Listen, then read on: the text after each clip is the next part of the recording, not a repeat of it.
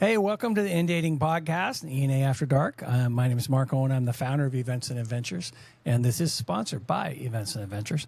I'm here today with Michelle Thompson, who is a relationship coach and an all-around wonderful person. I know her pretty well myself, and I've actually known you on and off for 10 years. No, since 2006. Oh, man. Yeah. I'm so old.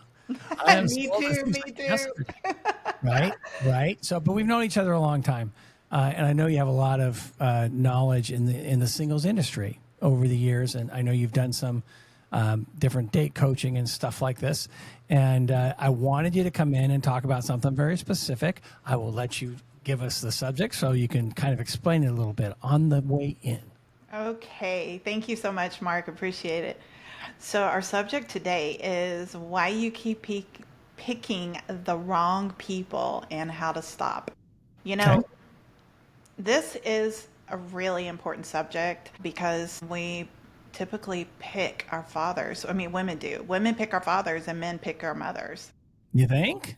Yeah, it's proven by science. It always happens. It never fails because I can ask somebody when I start talking to them and they're telling me this issue, and then I go back and I go, "Tell me about your dad." And they start telling me, and so typically what happens is they have unresolved issues, and psychologically they're trying to resolve it with the men in their life. Interesting. Yeah. I didn't marry my mom, but I know a lot of women that have married people like just silly little way. My daughter, when she started dating Chris, they were talking. They were out at a restaurant one night and they went for pizza. And she says, "What kind of pizza do you want?" And he goes, "Pepperoni and pineapple." And she went, "Oh my God, I don't know anybody else in my life that orders pepperoni and pineapple pizza but my father." And so she was like, "Am I marrying my father?" Well, I'll tell you a little story about my daughter, for example. She's 36 and she's been married for a while, and she's married to a really great guy. But prior to that, she was constantly having these men in her life, or boys at the time when she was younger, and they just treated her horribly. And one day I sat her down, and she had a really bad relationship with her dad. And I sat her down and I said, "You've got to mend this relationship with your dad. You've got to figure it out. Otherwise, you're going to keep on trying to figure it out through the men you're dating." And so I told her, we just spent a lot of time talking about it. And she finally decided to have a heart to heart with him. And she ended up mending that relationship. And then she met somebody that was completely different. And that's who she married. Wow. You could have a shirt that says, marry someone like your dad unless your dad sucks, and then marry someone else. Right. So, Exactly. right. Whether that's a good idea or not depends on how good your father was. Right. And And if that's you're a the guy, problem. yeah, if you're a guy, see how important it is for you to be the right father for your children. No other success in life can make up for a failure in the home. I'm just saying that, Yeah. putting that out there for you if you're a dude. It's true Well, true of women too. But, it'll reflect if you have a daughter, it can make a difference. So I know that you have a guy right now. Are you guys married? we live together. Okay. How much is he like your dad? A lot. Tattoos? Your And dad have tattoos? no, my dad doesn't have tattoos, but he's fun like my dad. He's like my dad. My dad passed away, by the way. My dad was up for everything. He was so much fun. He had the most extraordinary life, and yeah, he was just always open to everything, and Shane's like that. So you talk about marrying your father or your mother. I know my first wife, completely different than my mom in like every damn way you could think, because like my mom was a good person. You know how it goes. And my second wife she's like my mom in that she's a good person. She would never hurt anybody, and she has a really good moral compass for what's right and wrong. And so she tends to make really great decisions because of that, and she prioritizes things well, which my mother also did. So in that way they're similar. But I know my daughters, my one daughter in particular, for sure said I keep dating people like my dad. So she's definitely in that category. And if you're watching this, you should put in here, one, if you're marrying like your dad or your mom, and two, if you're not. and put it in there. Or you can actually put a full comment if you want. Let us know what you think about that. I'm doing a survey right now of all of our members. I should add that. Are you dating your mom? Yeah. Do you tend to date people that are like your mom if you're a woman, or like your dad? Yeah. I mean, the opposite. Like your dad if you're a woman, and like your mom if you're a guy. And see what people say. I know this survey is going to be really great that we're doing for all the members. It's going to have lots of normal questions and also some more personal ones, like, what's your body count? It'll be anonymous. What's your body count? Do you sleep with someone on the first date? I can't believe you're going to ask that. Oh, no. Some of the staff are like, why are you asking that? And I'm like, because that's what makes it fun. So it'll be interesting to see. And anybody that takes the survey, they'll get the results, and the members will always we'll send something out for the members to get a result. But I know what I'll do. I will put a link to the survey. Put your name and your email into the survey, and we will send you a copy of the survey results when we run them. It should be really interesting. It should be really interesting and fun. And then we'll be doing some podcasts afterwards where we talk about the results. And I don't know how they'll turn out. Some of them I do. Some things I've done enough interviewing people, I kind of know what's going to happen. Others, I have no clue. Like, do you sleep people on the first date? I have ideas, I think, but it'll be interesting to see if my perception is the same as what the reality is for people. You want to hear a funny story? Yes. Okay. Especially if it's about the first time you had sex. Go ahead. Yes. Okay. So I had this friend who was, he was actually sort of a friend / client. And he was super shy and he couldn't get out there. And so I gave him this assignment that he had to go to a club and, do certain things. Okay. And so he was really, really embarrassed and scared. And so I said, okay, we're going to do it together. So I went with him and I said, okay, so I brought like a clipboard and a pen. And I said, okay, you're going to walk up and you're going to go talk to these different women. You're going to ask them very embarrassing questions. Nice. And like, hey, I'm writing a book. And so it was this whole thing about writing a book about dating. And I'm writing a book about dating. And I was wondering if you'd answer some questions. So he'd go up to these girls and say, and ask these questions, things like, would you date somebody that's this, that, or the other, but one of them was about sleeping together. And so he embarrassed himself. He got to meet some women, he was having a great time. And then he says to me, now you do it. And this guy had walked in and he looked just like my ex-boyfriend from the back. And I went, oh my God, I think that's my ex-boyfriend. And he goes, is he? And I'm like, I don't know. And he waited till he turned around and I'm like, oh, good, it's not. And so then he's like, okay, you go walk up to him and you say, from a distance, you look like my ex-boyfriend. So I was like, okay. So I go over to him, I tap him on the shoulder, and I whisper in his ear, and I go, from a distance, you look like my ex-boyfriend. And he turns around, and he looks at me, and he goes, well, I'm glad I'm not your ex. And I went, like that, and he goes, no, it's a compliment. He goes, because I would never want to be your ex. And I said, nice. And so, you guys got game. So he started asking me some questions, and I was supposed to ask him those same damn questions. And I had the clipboard in my hand and I said, well, listen, I'm here and I'm writing a book and I was wondering if you could answer some questions for me. And he goes, sure. He goes, what are your questions? And I go, would you sleep with somebody on the first date? And would you date them after if they did sleep with you? And it was just really, a funny thing, because when you actually step outside of your box and you just approach somebody just out of the blue for some crazy thing. I actually ended up dating this guy for like 4 years, by the way. Right. See, if a woman came up to me in a bar and asked that, I would be like, you don't need the clipboard. You can just ask. Yeah. So, I think we've got a little off subject, but that was really interesting. What we're doing here is, why are we picking the wrong people? And so you picked the right person that time. Yeah. I mean, he was a great guy. The only reason that we didn't work out is he lived in Miami and I lived in Houston, and it just after 4 years, it just was too hard. For 4 years. So that leads to a question. And when you're in a long-term relationship, do you sleep around inside the city just to get some? Did you? Did I? Well, we had an open relationship, so I guess the answer is yes. That's very, very yes. Okay. Okay. Oh, my secrets are coming out, Mark. Right. Trying to think of the longest. I had a long-term relationship that lasted like 2 weeks once. I never really fell in like lusty love with somebody that was too far away. No, when I went off to college, I was dating a woman, and I was very serious with her for a year or so before we graduated from high school and went into college, and that didn't last. Was I faithful to her in those months? I don't think so, Kanina. Sorry. Oh, I just hope she's not listening. Oh, she would just laugh. She would just laugh.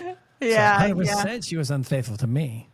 Because we basically broke up between school and Thanksgiving. So yeah, it wasn't going to work after that. So, because, you especially going into college, you move on because your whole life young. changes. And so You're that young. person that was your best person in high school maybe not fit, especially since she didn't go to college. She didn't really change that much. And I was changing dramatically. So, Yeah. but that's different. I mean, so there's two parts to this, really. There's why do you keep dating the wrong person? And how do you flip that and date the right person? So Right. dating the wrong person, dating someone like your dad if your dad was an ass. That's a reason to date the wrong person over and over again, right? That's Right. why. Yeah. Well, we do this. It's a psychological thing where we want to resolve something that we can't resolve, so we resolve it with the wrong person. Yeah, but if And we you keep know on that, repeating that pattern. Well, a lot of yeah, people but if don't you know realize that it. because you're sitting here and you're watching this Uh-huh. and you're aware of that, then don't be an idiot. Don't let yourself do that again. Right, exactly. I mean, That's right? the answer. Knowledge is part of it. Realizing, oh shit, I just keep dating the same kind of person because of X, Y, and Z. I was lucky. I always dated the same kind of women for the most part, and they were good choices. I met a lot of wonderful, really great women in my life, and a couple idiots, but almost everybody was wonderful, and I really enjoyed them. Can I bring up something that's a little controversial? Yeah. Okay. So, here's a big reason.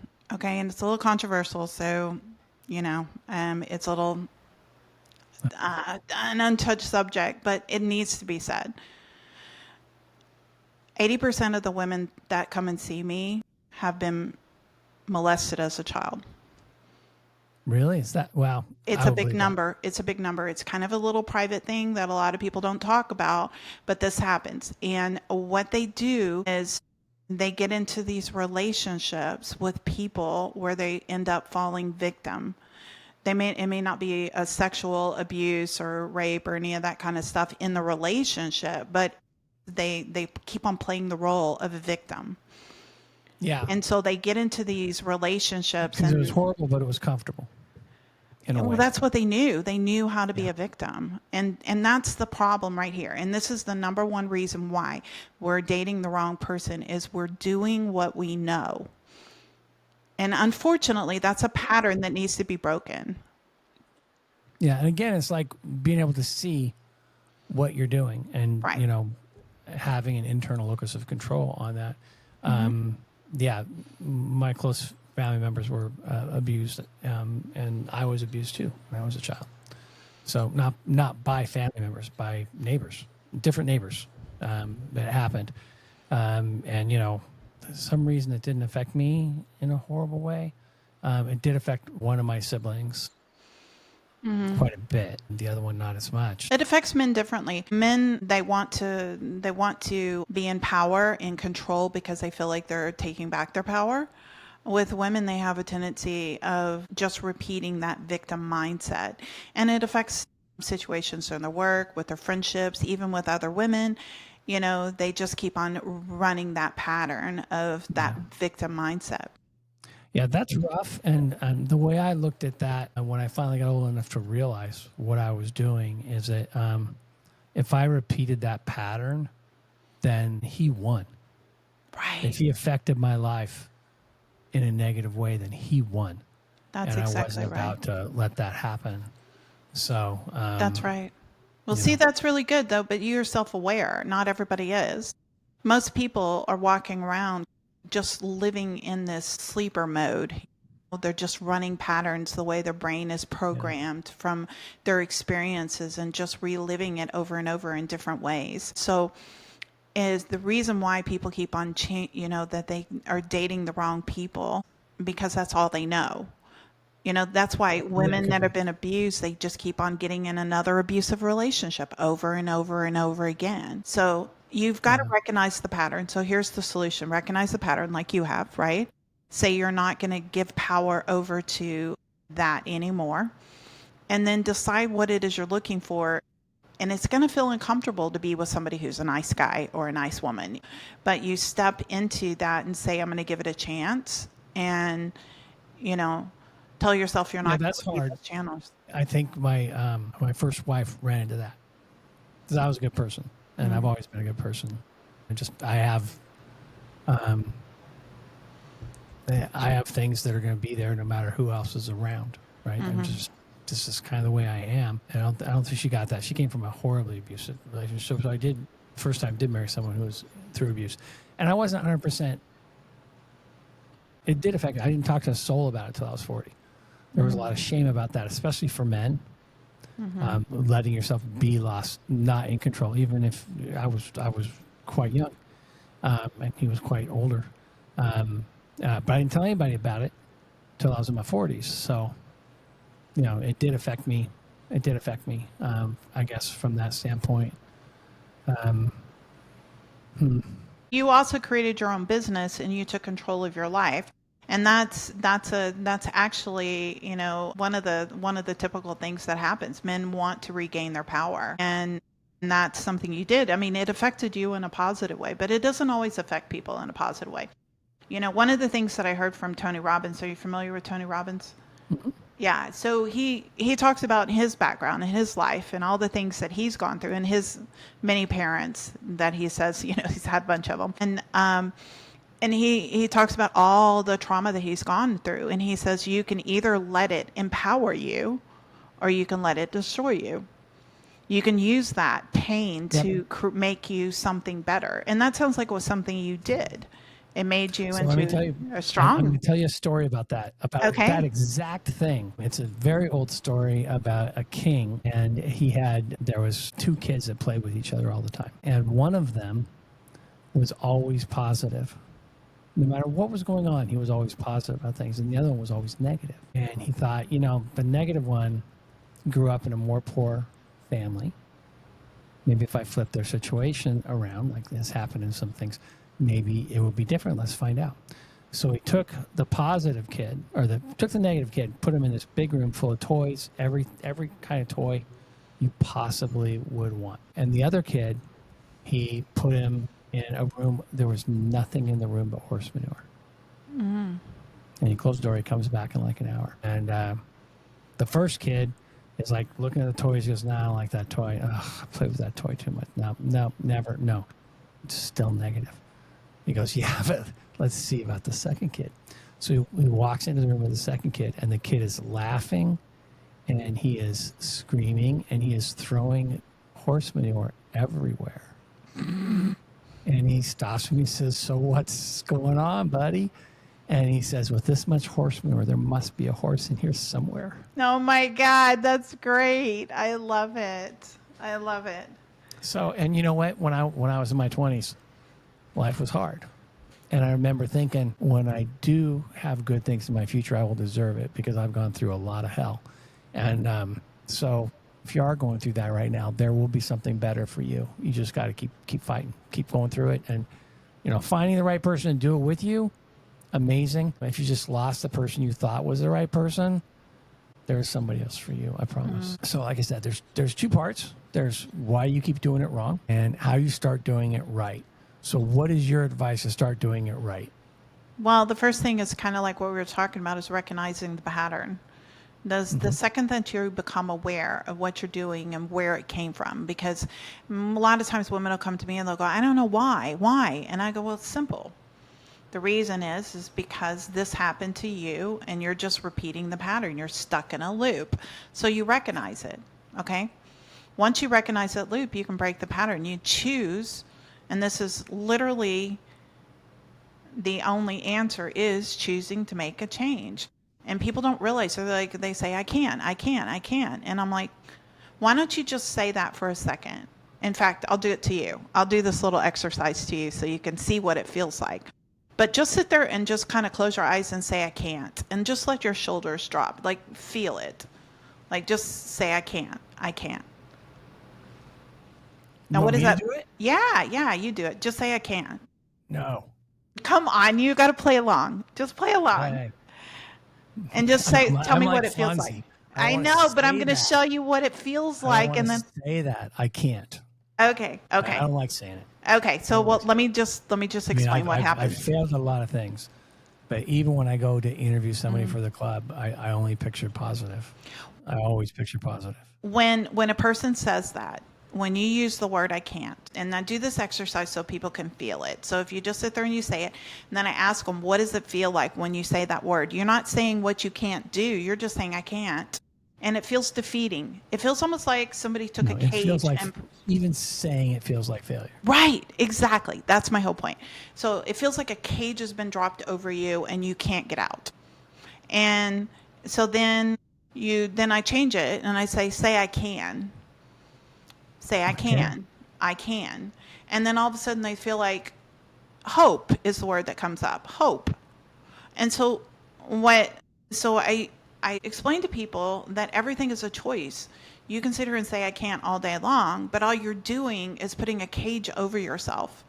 Yeah. But when you turn around and you say I can, you're making the choice to choose something different. Yep. I think so. I think every time you say I can't, you're like, it's a little dimmer. Right, exactly. That's my I whole think when point. you say can, it gets brighter. And I've seen, there's all sorts of sayings like attitude determines altitude, and if your dreams are big enough, the facts don't count. And I believe all those. It sounds really stupid. I was an Amway distributor when I was young, and anybody that's done that, it's all about positivity. And I know that you can. It determines your outcome. Your attitude about things very often determines your outcome. It can't always do it. Just because you're positive does not mean you're always going to win. But it's something you can control. There's other stuff you can't control. So you control what you can control. The belief can create the result. It's just like when I do an interview with a person, I've always walked in thinking this person's going to be an amazing person and they're going to love this club and they're going to think it's the best and they're going to go out and get married and have babies and they're naming their kids after me. Well, everybody has that potential of being good. Every single person. So I think that if we just recognize that everything is a choice and that we can choose to say, I can get over this. I can choose something different. I can choose to be happy. I can choose to not be a victim anymore. I can choose to pick people that are worthy of my love. Yeah, and then you walk into a place with a bunch of singles, or you do something, and you still are attracted to certain people. But if you have options, right? If you're around a lot of people that could be right for you, then hopefully you pick the best one. It's one thing to say it; it's another thing to do it sometime. Exactly right. You're exactly right. That's why people get stuck. And I think emotions are like face lines in a way. If you spend your whole life frowning, then you're going to end up with a big frown on your face all the time. They call resting bitch face, right? If you're always mean, it's going to come out. And if you're always happy, your face will get better and better at being happy. And if you want to change it from the negative to the positive, it takes more work. It does take more work. But just realize you're on a pathway, and just starting the pathway. You know what? Dorothy started smiling the second she got on the road. So she didn't wait till the end. So Yeah. There you go. Well, That's I think silly statement for the day. Yeah, that's a great statement. I just think that we need to stop. There's a book about this, just being in the habit of being you, and you just need to get outside of that habit. That's not you. That's not what defines you. You decide what defines you. It's not your past, because you can recreate yourself in a second, So just the act of going, that's not like me. And even if you have something that has been like you can start saying, that's not like me now. That's not like me. And Right. You are fungible. You change all through your life. The only way you Exactly. get stuck is start going, just I'm that way all the time. I don't have any way out. That's who I am and I can't change. If you're saying that, you're going to be right. And if you say that's not like me, I can diet, I can work out, I can be better, I can make money, I can find the right person for me. Just because it didn't work in the past doesn't mean it's not going to change now. The same way that if you've been positive for 20 years and you start going negative, that will become you over time. I agree with that 100%. You hit the nail on the head. You can there's a saying that yesterday, if you think about it, are you the same person that you were a year ago, Mark? No. Though as you get Yeah. older, you kind of become more the same person. You start getting to a certain age, it's like, well, I haven't done much in the last The year. years start that you stop changing so much, right? Okay. Right? All Yeah. right. So let's say 5 years ago. Are you the same person you were 5 years ago? No, there's a lot of things that are different about me. Right. See, that's my whole point. So you're constantly changing is the whole point. So if you're constantly changing, then your past doesn't define you anymore. It's your So choices that define you. yeah, and the freeing thing about that is realizing that you're going to be a different person a year from now than you are right now, and you get to pick that person if That's you exactly right. actively get engaged in the process. That is exactly right. You get to choose exactly who you want to be. There was a point in my life where I was so shy and timid, and I remember I was in some kind of sales training class, and we had a break, and everybody was outside smoking. That's when smoking was like super popular. Everybody did it, and everybody's outside taking a break smoking. And there's this one girl that all these guys were talking to, and she was a short little girl with this really short like boy haircut, and she didn't wear much makeup, and everybody like, oh, afterwards let's go out and sit in the pool and do this, that. And I'm thinking, what is it about her? What is it about her that all these guys are so like all over her? And I just sat there and I studied her for the next few weeks, and I noticed it was her personality. And I said to myself at that very moment, nothing's stopping me but the wind. So I'm going to choose to be a different person. And I'm not going to let my past or who I think I am. I think I'm an introvert, so that's who I am. I can be an extrovert if I choose to. I can make myself into that. Yeah. Until I It did. can be hard. It can be. I mean, it can take some work depending on what it is. Well, it But didn't doesn't happen mean it's not worth overnight. it, right? What? It didn't happen overnight. Right? I mean, it was a decision that I worked towards every day. And eventually I just found myself in a space where it was easy for me to talk to people. Things can happen overnight. I stopped smoking. Speaking of smoking, because when I was young, I started dating this girl, and I smoked. I was still in high school, and she goes, "Oh," and I was trying to date her, and she goes, "Oh, I never kiss guys that smoke." I quit Oh, smoking wow. that day. If it's going to Wow. keep me from kissing women, I don't need it, and I stopped smoking just like that. Or if you think about it, when you get married, you stand in front of a guy and he says, "You're married now. Go act like it," and you change your life. You might- can change everything in a heartbeat. Absolutely. You're absolutely right. Same thing happened to my brother. He went out with this girl. It was a really hot model looking girl. He went out with her, and it was the first date. And she said to him, she says, "You know what? You're really nice and everything, but you're just not my type. You're too skinny." And that was it. He said, "You know what? I'm done." And he went and found some big bodybuilder at a club, and at a workout place, and he says, "Make me look like you." And Right? he's all like beef and buff now. I mean, he's really handsome, good looking. And then one day, years later, I don't know, 5, 6, 7 years later, he ran into that girl and he goes, "Look at me now." Right? I love that. I did that in one of I won't tell which one, but one of my high school reunions. One of the hot cheerleaders that I thought was so cute and never even noticed me was dancing with me. And she was like, "How come we never dated when we were in high school?" And I was a gentleman, but then I'm like, "Yeah, bitch, because you were way too good for me." And, I would have been afraid. I would have been scared to death to ask that woman out. And we probably would have got along really great. And that's the thing. You're afraid of all this stuff. And 90% of the stuff you're afraid of isn't going to happen. And That's 10% of it, instead of happening bad, is going to happen good. The only thing that really screws you is not doing anything most of the time. Absolutely. I think that's a quote that I read in a book somewhere, Mark. What? 90% what you just said. I read this in a book. Oh, really? Yeah. There you Yeah. go.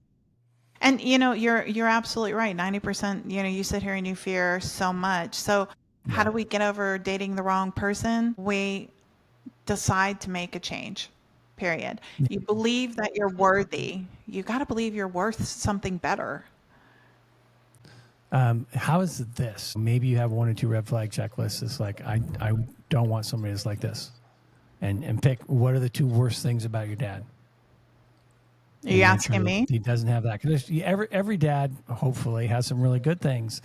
But if you're like, what are the two things I hate about my dad? I don't want a guy that has those two things. He can be like my dad in 100 ways, but he can't be abusive and he can't be under 6'2". I don't know. Whatever it happens to be. Whatever it happens to be. I remember that. So anyway, Michelle, we had another great podcast. We're getting a couple of these. We maybe do a couple more. I think Okay. it's a lot of fun talking to you.